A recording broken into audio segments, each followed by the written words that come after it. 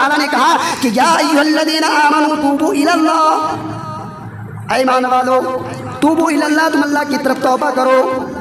कैसी तौबा? तौबतन नसूहा, ऐसी तौबा जिसमें खालिश ही खालिश हो। अल्लाह कह रहा है कि तौबतन नसूहा, तुम ऐसी।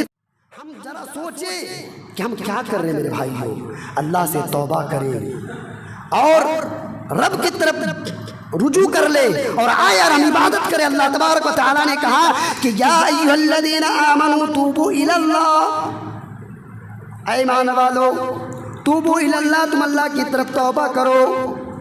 कैसी तौबा? तौबतन नसूहा, ऐसी तौबा जिसमें खालिश ही खालिश हो। अल्लाह कह रहा है कि तौबतन नसूहा, तुम ऐसी तौबा करो जिसमें खालिश ही खालिश हो। मेरे भाई हम अपने साबिक़ा ज़िंदगी पर नज़र डालें कि हमने अगले साल क्या किया था और उसको देखते हुए हम अपनी ज़िंदगी को देखते हुए रब की तरफ रुजू करें और लौटे मेरे भाई और तौबा करें। क्योंकि तौबा करना सिर्फ मुँह से कह देना अस्तग़फिरुल्लाह, ये तौबा नहीं है मेरे भाई। तौबा तो वो है कि अज़्म कर लेना, गुनाहों के काम से लौट जाना और बुरे काम से एतराफ़ कर लेना और अज़्म और पुख्ता इरादा कर लेना कि और आइंदा कभी बुरे काम नहीं करेंगे। इसका नाम तौबा है मेरे भाई। तो हम तौबा करते हैं। तौबा की कुछ शर्तें हैं। नसूह, ये जो नसूह लफ्ज़ इस्तेमाल किया गया कुरान में, तो नसह यनसहु फतह यफ्तहु से आता है। इसका माना होता है खालिस, और लुगत में लिखते हैं कि नसह शैउ, ये नसह उस वक्त ये लफ्ज़ इस्तेमाल किया जाता है जब जिसमें खालिस ही खालिस हो, जिसमें कोई शक हो, सुबह वाली बात ना हो, जिसमें कोई मिलावट ना हो, शहद की तरह खालिस हो, तब ये लफ्ज़ इस्तेमाल किया जाता है। तो मेरा माना इसका मतलब क्या है कि हम तौबा जो कर रहे हैं ऐसी तौबा होनी चाहिए जिसमें कोई चीज़ शरीक ना हो। मेरे भाई की कुछ शर्तें हैं। पहली शर्त कि तौबा अल्लाह के डर से करे। किसके डर से? अल्लाह के डर से। दुनिया की नुकसानात से बचने के लिए तौबा ना करे, अल्लाह के डर से तौबा करे। डर फिर क्या चीज़ है? कैसे डरे हम मेरे भाइयों? डरने की बहुत किस्में हैं। अल्लाह से डर जाना एक हदीस से यूँ है मेरे भाइयों, इब्न मजा की हदीस 1633, हदीस नंबर 1633 कि अल्लाह के नबी सल्लल्लाहु अलैहि वसल्लम कहते हैं कि वो शख्स जहन्नम में नहीं जाएगा, वो शख्स जहन्नम में नहीं जाएगा जो जहन्नम के डर से रोया। इस हदीस से क्या है मतलब? क्या है वो शख्स? हदीस लफ्ज़ नहीं है, मैं जो बता रहा हूँ हदीस के लफ्ज़ है। हदीस में कह रहे हैं कि वो शख्स जहन्नम में नहीं जाएगा जो जहन्नम के डर से रोया। मेरे भाइयों जहन्नम के डर से हम रो लिए तो अल्लाह के नबी सल्लल्लाहु अलैहि वसल्लम फरमा रहे हैं, सनाने तिरमिज़ी की हदीस है, हदीस नंबर 1633 अल्लाह के नबी सल्लल्लाहु अलैहि वसल्लम जिसने जहन्नम के डर से रोया वो जहन्नम में नहीं जाएगा। ये एक हदीस हो गई। दूसरी हदीस अल्लाह के नबी सल्लल्लाहु अलैहि वसल्लम कह रहे कल क़यामत के दिन सूरज एक मील के फासले पर होगा, सूरज बिल्कुल करीब होगा, उसके ताप और गर्मी की शिद्दत की वजह से लोग पसीने से शरार होंगे, डूबे हुए होंगे पूरा की, कोई कंधे तक तो कोई कमर तक तो कोई सीने तक तो कोई पूरा ही पूरा डूबा हुआ होगा पसीने से। ऐसी हालत में अल्लाह के नबी फरमा रहे हैं कल क़यामत के दिन 7 लोगों को अर्श इलाही के साए में जगह दिया जाएगा।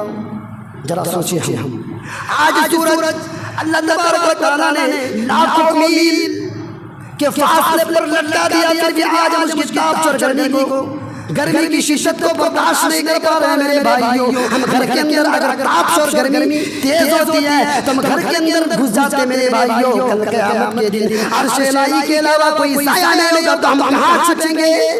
और अर्श इलाही में 7 लोगों के अलावा कोई जगह नहीं पाएगा। 7 लोगों के अलावा कोई जगह नहीं पाएगा। 7 लोगों में से एक वो लोग हैं, एक वो शख्स है जो तन्हाई में अल्लाह के डर से रोया और उसके आंसू जारी हो गए। कल क़यामत के दिन अल्लाह तबारक व तआला उसको अर्श इलाही के साए में जगह देगा। यानी जो शख्स तन्हाई में मस्जिद आए और अल्लाह से डर कर रोने लगे, तन्हाई में अकेला मस्जिद में आए और रोने लगे और उसके आंसू जारी हो जाए, तो कल क़यामत के दिन अल्लाह तबारक व तआला कह रहा है अल्लाह के नबी सल्लल्लाहु अलैहि वसल्लम फरमा रहे हैं कि अर्श इलाही के साए में उसको जगा दिया जाएगा। गौर कीजिए भाई, ये हदीस है। तौबा की मैंने पहली शर्त क्या कहा कि अल्लाह के डर से होनी चाहिए। तो अल्लाह की डर कैसी होनी चाहिए हम आपको बता दिए। अल्लाह की डर की बहुत किस्में हैं।